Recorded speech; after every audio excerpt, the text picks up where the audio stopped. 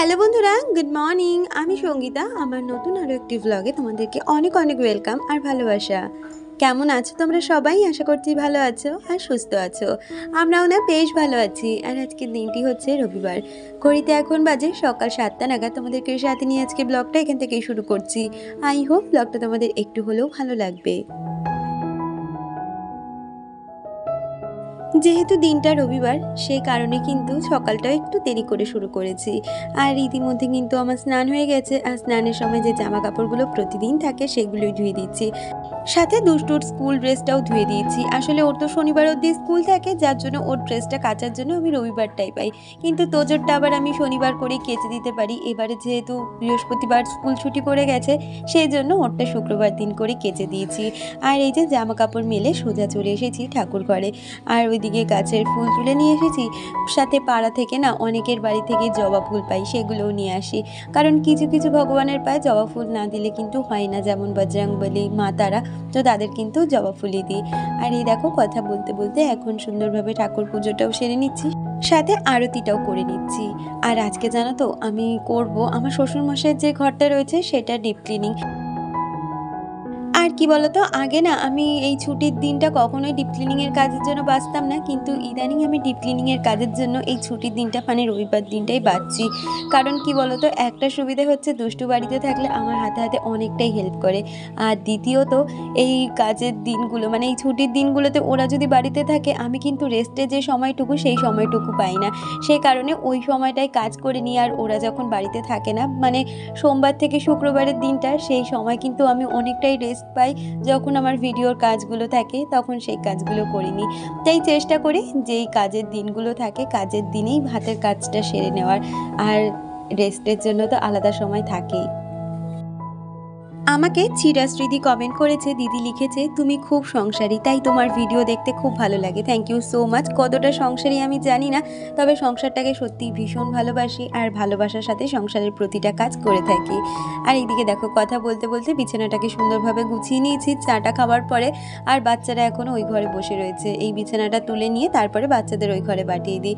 আর আজকে যেহেতু বললাম ওই যে আমার শ্বশুরমশাইয়ের ঘরটা ডিপ ক্লিনিং করবো, তাই সকালবেলা আর খুব একটা ওই ঘরটা পরিষ্কার করিনি। শুধু হালকা হাতে বিছানাটা পরিষ্কার করে এসেছি, সাথে রান্নাঘরে তাড়াতাড়ি চলে এসেছি। কারণ রান্নার এদিকের কাজটা একটু গুছিয়ে রেখে তারপরে কিন্তু ঘর পরিষ্কারের কাজে হাত দেব। আর রবিবার মানেই কিন্তু আমাদের কিছু না কিছু স্পেশাল মেনু থাকেই। যেহেতু রবিবার একটা ছুটির দিন, বাচ্চারা বাড়িতে থাকছে আর ওদের ভালো লাগার জন্য সমস্তটা। তো আজকে করব বুঝতেই পেরেছো, চিলি চিকেন, আর তার সাথে করব ফ্রাইড রাইস। তো ওইদিকে মাংসটাকে ভালো করে ধুয়ে নিয়েছি, তারপরে একটু ভিনিগার, লেবুর রস আর নুন দিয়ে ওটা একটু ভিজিয়ে রেখেছি। আর তার সাথে সকলের জন্য একটু দুধ জাল দিয়ে দিলাম। মানে তোজো হাজব্যান্ড তো ওরা তো কর্নফ্লেক্স দুধ দিয়ে খাবে, দুষ্টু আর আমি টক দই দিয়ে খাই। আর তার সাথে চাটনিটাও বসিয়ে নিচ্ছি। চাটনিটা শুধু করে রাখবো আর বাকি সমস্ত কিছু গুছিয়ে রাখবো, ঘরটা পরিষ্কার করে নিজেও ফ্রেশ হয়ে নেব, তারপরে রান্নার কাজে হাত দেবো। আমাকে সুস্মিতা কুণ্ডুদি কমেন্ট করেছিলে, তুমি লিখেছিলে তুমি তো বললে না যে মাইক্রোওভেনে স্টিলের বাসন দেওয়া যায় কি না, প্লিজ বলো। অ্যাকচুয়ালি মাইক্রোওভেনে স্টিলের বাসন দেওয়া তো যায় না, কিন্তু আমি না মাঝে মধ্যে দিয়ে দিই, কিন্তু এতে আমার এখনও পর্যন্ত কোনো রকম সমস্যা হয়নি। বরঞ্চ আমি কাচের বাসন দিলে আমার দুটো বাটি এই করে ফেটে গেছে। তো এখন হাতের কাছে যেটা পাই সেটাই বসিয়ে দিই, অসুবিধে হয়নি, জানো তো।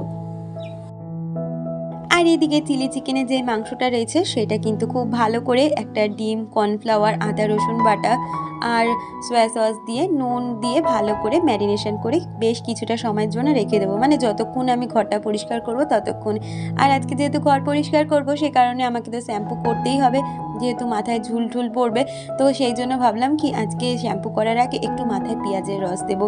ভীষণ পরিমাণে হেয়ার ফল হচ্ছে, যতদিন না হেয়ার কাটিং করছি ততদিন একটু যদি কেয়ার করে নেওয়া যায়।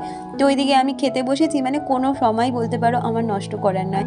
খেতে খেতে দুষ্টুকে বললাম তুই একটু আমার মাথায় পেঁয়াজের রসটা দিয়ে দিবি, তো ওইদিকে পেঁয়াজের রসটা দিয়ে দিল আর আমি খাওয়াটাও সেরে নিলাম। আর তারপরে সোজা চলে এসেছি এই যে এইদিকের আমার ঘর পরিষ্কারের কাজে। তার মাঝে বলে দিয়ে আমি কিন্তু ভিডিওর ভয়েস ওভার দিয়ে ভিডিওটাও আপলোডে বসিয়ে দিয়েছি। আর যেহেতু আমার বাড়িতে ওয়াইফাই রয়েছে, আপলোড করতে আমার তো বেশি একটা সময় লাগে না। তো সেই জন্য আমার ভিডিও আপলোডের টেনশনের থেকে ভিডিও ভয়েস দেওয়া, এডিট করার টেনশনটাই বেশি থাকে বলতে পারো। আমাকে নাজিরা খাতুন কমেন্ট করেছিলে, তুমি লিখেছিলে দিদিভাই আমি তোমাকে এর আগেও জিজ্ঞেস করেছি যে দুষ্টু তোমাকে কি মা বলে ডাকে কি না। তুমি কিছুই রিপ্লাই দাওনি। আমি ভাবছি তুমি খারাপ পেয়েছো। না গো, আমি কিছু খারাপ মনে করিনি। দুষ্টু আমাকে পিসি বলে ডাকে, ও ছোট থেকেই আমাকে পিসি বলে ডাকে, এখনও সেটাই বলে, মা বলে ডাকে না।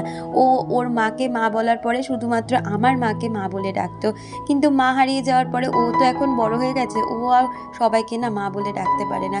কিন্তু কি বলতো, পিসি হলেও আমি ওর কাছে এখন মাই। আর অমৃতা পাল জিজ্ঞেস করেছিলে তুমি যে দুষ্টু কি তোমার মেয়ে? হ্যাঁ, বলতে পারো দুষ্টু আমারই মেয়ে। আর এদিকে দেখো, কথা বলতে বলতে আগে না ওই যে জানলার যে পর্দাটা ছিল সেটাকে খুলে নিয়েছি, তারপরে পাখাটাকে ভালো করে মুছে নিয়েছি। এই ঘরটা না, যেহেতু বলি না আমরা খুব একটা বেশি ব্যবহার করি না, সেক্ষেত্রে ঘরটাও যে খুব বেশি নোংরা হয়েছে সেটাও নয়, কিন্তু পরিষ্কার তো করতেই হবে। সামনে পুজো আসছে, আর পুজো মানেই কিন্তু নিজেদের সাথে সাথে ঘর বাড়িকে সাজিয়ে তোলা। দেখো, সব সময় তো টাকা পয়সা থাকে না যে জিনিসপত্র কিনেই ঘর বাড়ি সাজাতে হবে, কিন্তু পরিষ্কার পরিচ্ছন্ন রাখলেও কিন্তু ঘর বাড়ি যথেষ্ট সুন্দর লাগে, সেটা আমি সবসময় রাখার চেষ্টা করি। আমাকে মমতাদি কমেন্ট করেছে, তুমি লিখেছো তোমার যেমনই হোক নিজের একটা বাড়ি তো আছে, আমার তো সেটাও নেই, ভাড়া বাড়িতে থাকি। ভিডিওটা খুব সুন্দর হয়েছে, ভালো থেকো, সুস্থ থেকো। হ্যাঁ গো, দিনের শেষে ওই যে নিজের বাড়িতে থাকি এটাই একটা সুখ। কেউ নেই মাস গেলে যে বাড়ি ভাড়া চাইবে বা কারেন্টের বিলের টাকা চাইবে, সেটা নেই। তো সেই জায়গায় দাঁড়িয়ে বলতে পারো সত্যি ভগবান ভাঙা দিক চোরা দিক যেই বাড়িটাই দিয়েছে আমার কাছে সেটাই ভালো। কিন্তু দেখো, প্রতিটা মানুষেরই তো একটা স্বপ্ন থাকে। কেউ চায় না যে আমরা সারা জীবন একই সিচুয়েশন বা একই পরিস্থিতির মধ্যে থাকবো। প্রতিটা মানুষের কিন্তু দিনের পর দিন একটা ডেভেলপমেন্টের জায়গায় যাওয়ার চেষ্টা করে, তাই জন্যই তো আমরা এত পরিশ্রম করি, এত কষ্ট করি। আমাদেরও সেরকম একটা ইচ্ছে আছে যে এর থেকেও একটু বেটার কোনো অপশান পাওয়ার। তো সেরকমই চিন্তাভাবনাতে রয়েছে, দেখা যাক ভগবান সহায় কবে কি হয়। আর এদিকে কথা বলতে বলতে আমার এই ঘরে যা যা ফার্নিচার রয়েছে সেগুলোকেই সুন্দরভাবে পরিষ্কার করে নিচ্ছি।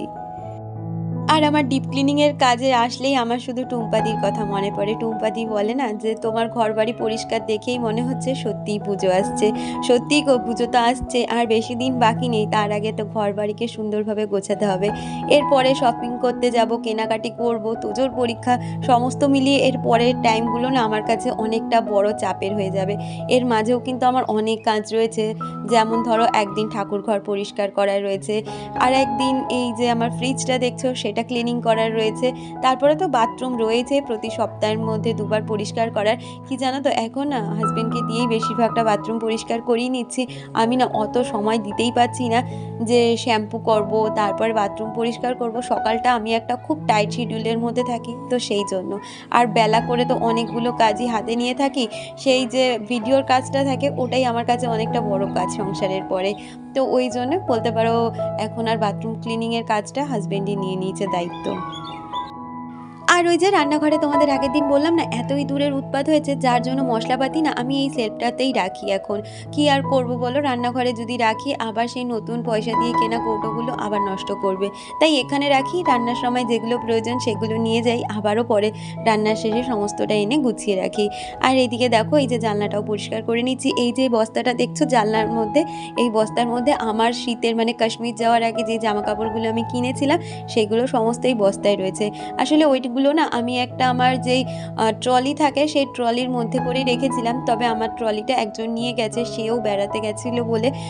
এবার সে আসার পরে যখন ট্রলিটা দেবে তখন আবার জামা কাপড়গুলো গুছিয়ে রাখবো। আমাদের বাড়িতে এত ইঁদুরের উৎপাত না, এদিক ওদিক জামা কাপড় রাখতে আমার ভীষণ ভয় লাগে।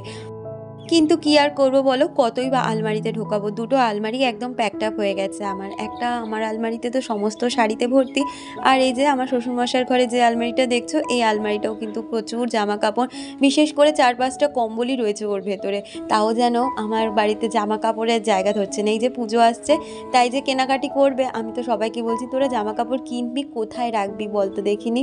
কিন্তু কি আর করা যাবে, নতুন তো জামা কাপড় কিনতেই হবে, পুজো আসছে বলে কথা। আর এই যে আমার এই ঘরের মধ্যে তোমরা কিন্তু অনেক জায়গায় জামা কাপড় জিনিসপত্র দেখতে পারবে, কারণ কি বলতো এই ঘরটা যেহেতু আমরা সচরাচর খুব একটা কাজে ব্যবহার করি না, সেজন্য এই ঘরে আমার অনেক কিছু জিনিসপত্র থাকে। তো এইগুলো রাখার আর আমার ঘরে অন্য কোনো অপশানও নেই আর জায়গাও নেই। আর কথা বলতে বলতে অনেকটা কাজই কিন্তু আমি এগিয়ে গেছি। বিছানাটাকেও ভালো করে মুছে নিয়েছি আর এখন একটা সুন্দর চাদর বিছানায় পেতে দিচ্ছি। আর জানো তো আমার এই শ্বশুরমশাইয়ের ঘরে যতগুলো ঠাকুরের ফটো দেখছো, দেখতে পেয়েছো তো কত রকমের ঠাকুরের ফটো, সমস্তটাই আমার কিন্তু শ্বশুরের আনা।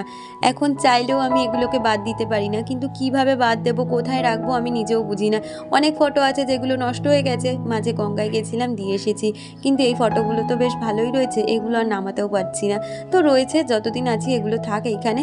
আর কথা বলতে বলতে সোফা কভারটাও কিন্তু আমি আজকে নামিয়ে দিয়েছি, কালকে কেচে দেবো। তাই জন্য সোফাতে শুধু কুশন দিয়ে সাজিয়ে নিলাম, সাথে ফ্রিজের মাথাটাকেও ভালো করে গুছিয়ে নিলাম। দুষ্টুকে বললাম আমাকে একটা ফ্লাওয়ার ভাস বানিয়ে দে, যেটা আমি ফ্রিজের মাথায় রাখবো। আমার এক বন্ধু কমেন্ট করে জানিয়েছিল ফ্রিজের মাথায় একটা ফ্লাওয়ার ভাস রাখলে সুন্দর লাগবে দেখতে। তুমি তো খুবই ভালো কথা বলেছিলে, কিন্তু কি বলতো আমার কাছে এক্সট্রা ফ্লাওয়ার ভাস একদমই নেই।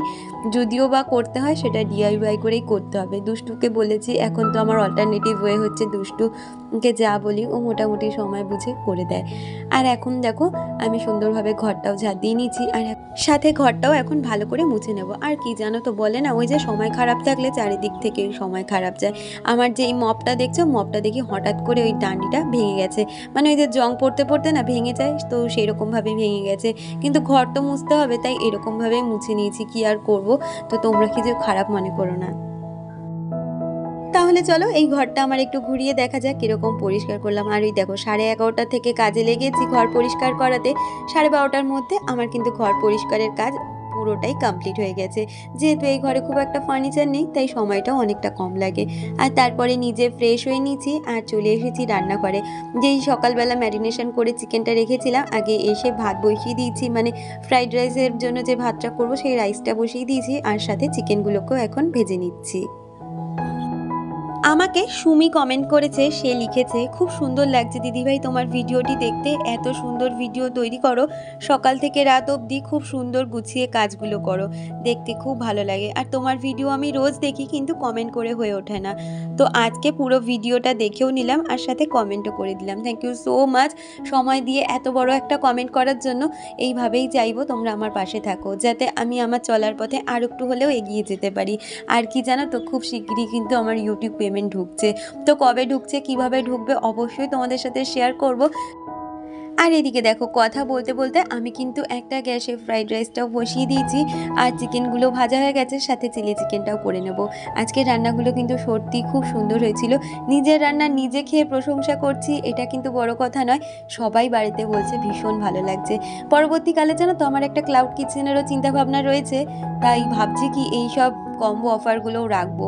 তো সেরকম মানে চিন্তাটা আমার অনেক বছর ধরে, ক্লাউড কিচেনের প্রায় 1-1.5 বছর ধরে, এখনও মানে সেটা করে উঠতে পারিনি, তবে খুব শিগগিরই করবো বলেই আশা রাখছি। আর আজকে না ওই চিলি চিকেন আর ফ্রাইড রাইসের সাথে ভাবলাম কি একটা কোনো স্টার্টার আইটেম রাখি। তাই তো সবাই তো ডায়েটে রয়েছে, বিকালের পরে সে এরকমভাবে ভারী কেউ কিছু খায় না, তাই ওর সাথে একটু না চিকেন সাটে বানিয়েছিলাম। চিকেন সাটের জন্য সলিড পিসগুলো আমি আগেই বেছে রেখেছিলাম, আর ওইটাও একটু মশলা দিয়ে ম্যারিনেশন করে তারপর পেঁয়াজ ক্যাপসিকাম দিয়ে ভালো করে কিন্তু একটা ব্যাটারের মধ্যে চুবিয়ে ভেজে নিয়েছি। আর এই যে আজকে আমার রান্নার মেনু চিকেন সাটে, তার সাথে চিলি চিকেন, চাটনি, স্যালাড আর রয়েছে ফ্রাইড রাইস। আজকের লাঞ্চটা কিন্তু একদম মনে হচ্ছিল যে বিয়ে বাড়িতে বসে খাচ্ছি। আমি রান্না করেছি বলে বলছি না, সত্যিই ভালো হয়েছিল। তাহলে আজকের ভিডিওটা এই পর্যন্ত রাখছি, দেখা হচ্ছে পরবর্তী ভিডিও।